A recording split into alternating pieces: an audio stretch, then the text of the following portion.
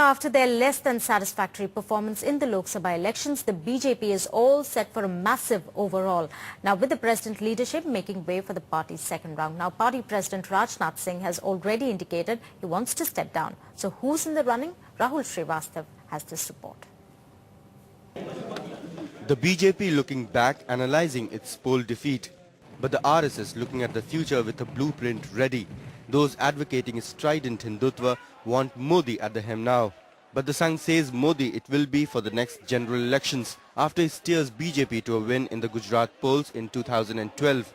The switch from Atal Bihari Vajpayee to L.K. Advani was relatively easy. But now the baton has to be passed to the Gen Next. The RSS blueprint proposes no sudden moves and a bloodless transition. That is why perhaps Narendra Modi will have to wait.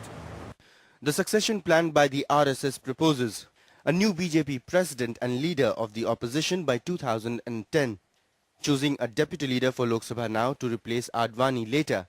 Sushma Swaraj is the front runner, and an organizational man to replace Rajnath Singh as party president. Arun Jaitley is the top contender.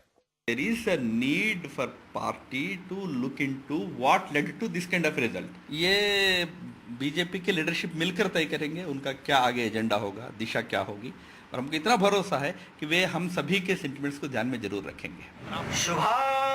The RSS wants Advani to stay for now to maintain peace among the second-rung leaders. Since the Jinnah episode, Advani has been resisting RSS influence. But after the poll defeat, will he say no to the RSS? Or will he gracefully exit and help those close to him gain control and through them remote control the party he had once built? With Rahul Srivastav, Muqbil Ahmed for NDTV.